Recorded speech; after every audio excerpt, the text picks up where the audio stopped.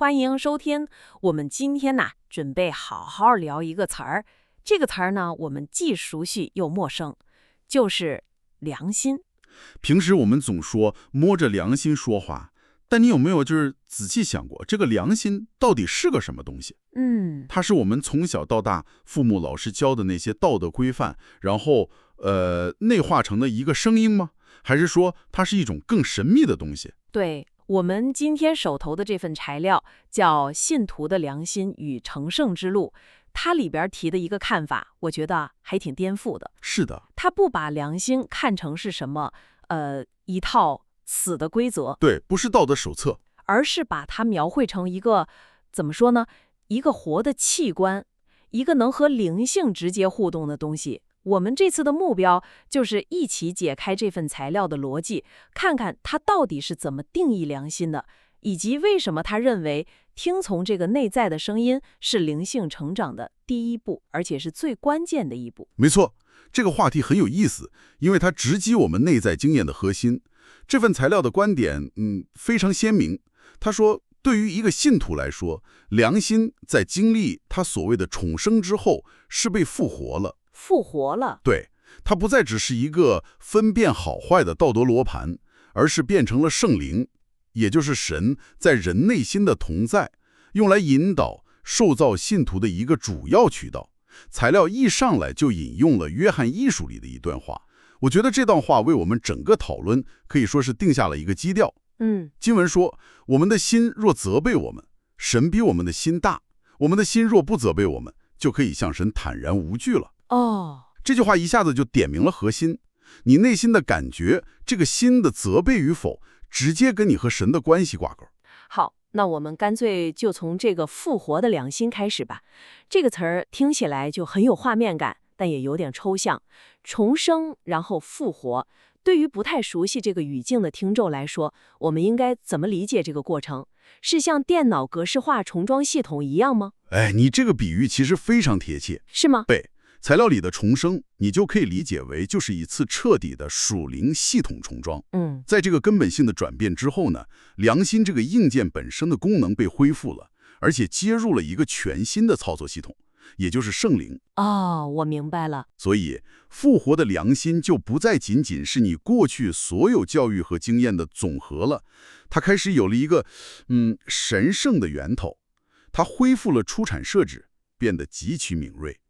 材料用的词是，它被宝血洗净，恢复了最锐利的感觉。所以它就不再是一个被动地记录对错的黑匣子，对，而变成了一个主动接收信号的雷达。说得好，一个能接收到圣灵信号的雷达。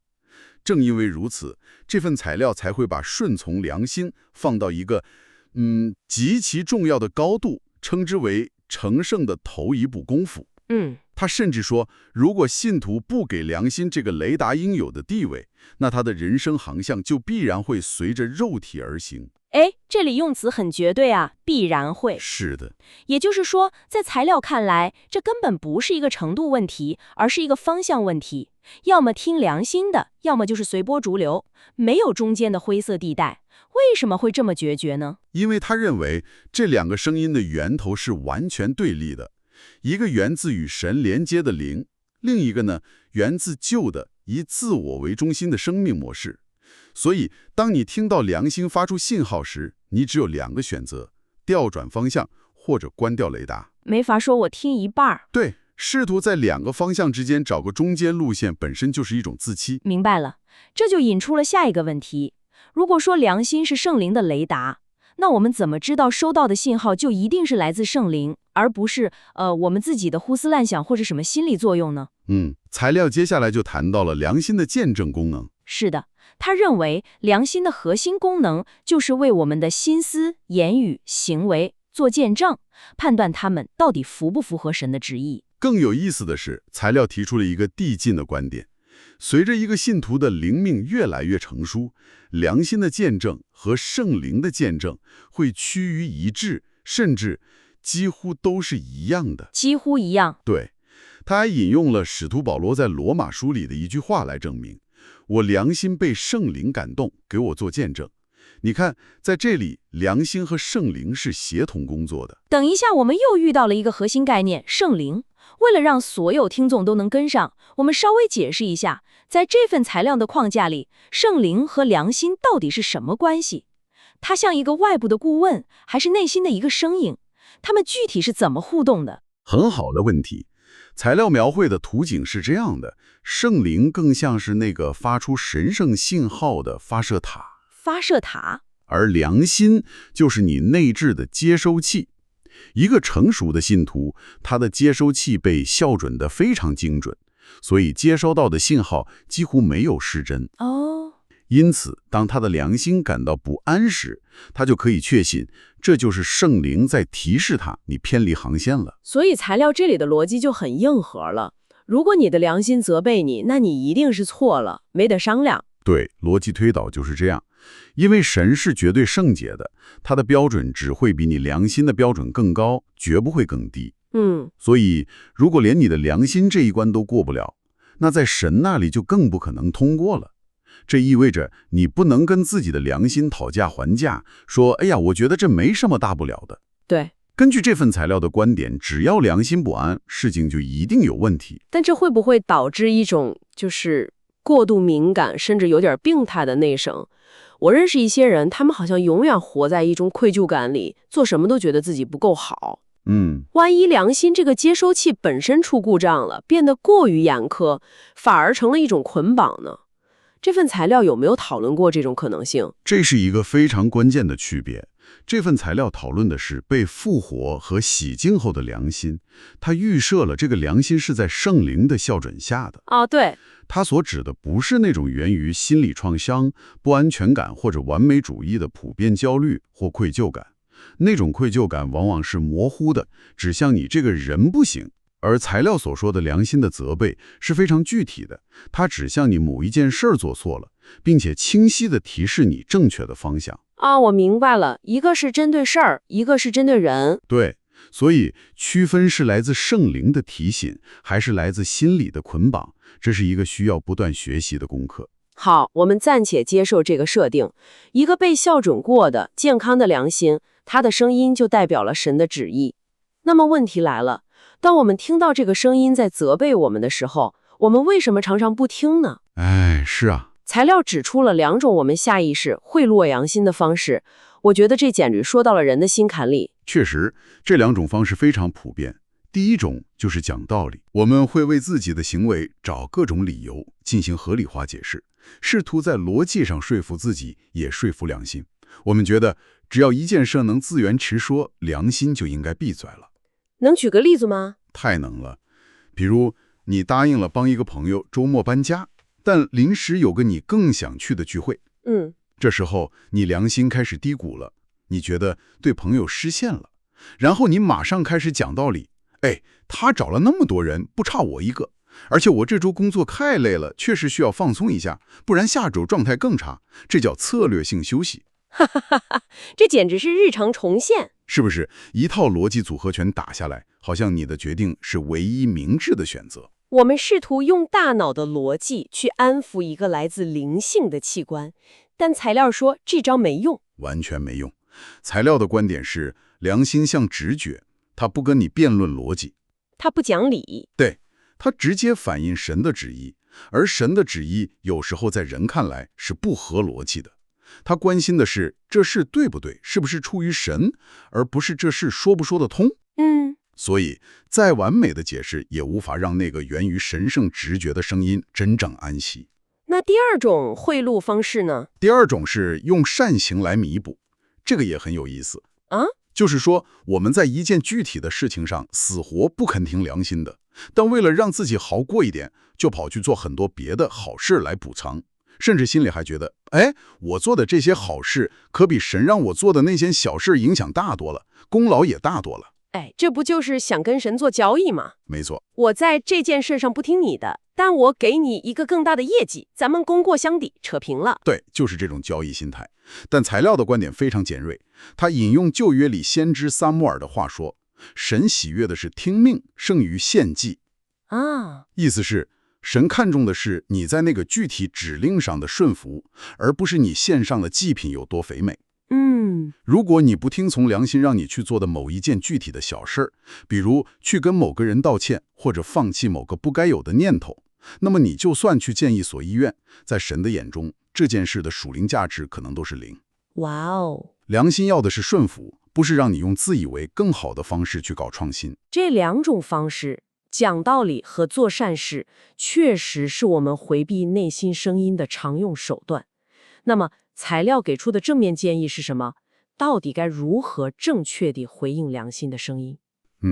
他强调不能含糊过惯，不是笼统地说一句“我错了，神啊，请原谅”，然后就翻篇了。那该怎么办？正确的做法是安静下来，谦卑地请求圣灵借着良心把你的问题一件一件地指出来，像做手术一样精准地剖析。然后材料直接向读者抛出一个很有挑衅性的问题：你敢不敢让良心来检查你的生命呢？这个问题问得真尖锐。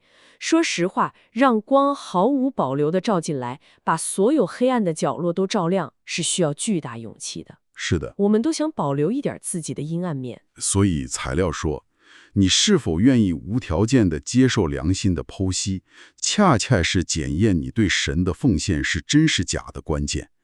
如果你对某些罪还恋恋不舍，不愿意被彻底揭露和对付，那我们口中的属灵很可能只是自我感觉良好。在这里，材料用了一个我认为是全文最核心、最生动的比喻。良心是信徒灵的窗户。灵的窗户，哇，这个比喻太妙了。它不只是说良心能透光，它还暗示了这是一个动态的过程。对，窗户是会脏的，需要天天擦。你不是信主那天擦一次就完事儿了。没错，这意味着灵性成长是一种日常维护，而不是一劳永逸的成就。完全正确。材料就是这么展开的。他说，天上的光，也就是神的真理和启示，就是从这扇窗照进来的。当我们做错了事儿，光就透过窗户照进来，显明我们的污点。如果我们立刻顺服、承认并处理掉这个污点，这扇窗户就被擦干净了。然后呢？结果是什么？下一次光会照得更亮、更清晰。那反过来，如果我们不理会呢？那这个污点就会留在玻璃上。你今天不理会一个，明天又忽视一个，污渍一层叠一层，窗户就越来越脏，越来越暗。哇！最后光就完全照不进来了。到那个时候，一个人就可以任意犯罪，而内心毫无感觉了，因为他的窗户已经完全被糊住了。他活在自己制造的黑暗里，还以为一片太平。就是这个意思。这让我想到的心理学上的一个概念叫认知失调。就是当我们做的事和我们的信念不符，就会感到内在的紧张和不适。材料似乎是说，对于信徒而言，这种不适感就是光照进窗户。这个类比很精准。而我们为了缓解这种不适，只有两种选择：要么改变行为来符合信念，也就是擦窗户；要么就干脆扭曲信念，告诉自己这没什么，也就是任由窗户变脏，假装看不见光。是的，完全是这样。每一次我们选择忽视良心的声音，都是在给窗户多抹一层灰。就引出了材料最后那个非常严肃的警告：良心的敏锐度是可增可减的。所以我们通常衡量一个人是不是属灵，可能会看他懂多少圣经知识，在教会做了多少事工，或者祷告的时候有多火热。对，都是一些外在的标准。但这份材料几乎把这些标准都放到了次要位置。它唯一的、最终的衡量标准是你的良心有多敏感。这个标准可太不一样了。对，因为他认为知识、情感、意志这些东西都可能被伪装，甚至我们自己都会被自己骗过去。但良心的敏锐度，这个窗户的透明度是装不出来的。它直接反映了你和圣灵的连接质量。材料甚至说，如果一个信徒不注意保养自己的良心，反而去追求头脑知识的增长或者情感上的体验，那他在属灵的道路上其实是在向后退。这话说得很重啊。也就是说，一个属灵程度高的人，他的良心会越来越小题大做，对微小的过失越来越敏感，而不是越来越豁达，越来越不拘小节。正是如此，一个成熟的信徒绝对不是一个不需要再认罪的人，恰恰相反，他会比初信的人更频繁地需要神的洁净，因为他的窗户太干净了，一点点灰尘都看得清清楚楚。所以在这份材料的体系里，良心迟钝甚至麻木无感，就是一个非常危险的信号，是灵性堕落的明确标志。好了，我们来总结一下今天的探讨。这份材料给我们描绘了一幅非常深刻的关于良心的图景。它不是一本静态的道德法典，而是一个动态的，需要我们去呵护、训练和顺服的属灵感官。对，它就像我们灵魂的窗户，是圣灵的伙伴。每一次顺服它的声音，都是在擦亮这扇窗，让更多的光进来；而每一次忽视它，都是在任凭污垢堆积，最终将自己隔绝在光明之外。是的。最后，我想留给你一个值得继续思考的问题，也是一个反直觉的自我检测方法。我们通常觉得人越成熟，应该越大度、越包容，但这份材料恰恰相反，他认为一个人越靠近神圣的光源，就越会对那些以前觉得无所谓的微小瑕疵变得敏感。就像一个顶级的音响工程师，能听到普通人根本察觉不到的微小电流声。明白了。那么基于这个框架，你可以问问自己，我现在的良心是对那些内在微小的杂音，比如一个不耐烦的念头，一句习惯性的小小夸张，一个不纯洁的动机，变得越来越敏感了，还是已经习惯了这些背景噪音，甚至完全听不到了呢？这个问题的答案，或许比我们想象的更能揭示我们灵性旅程的真实方向。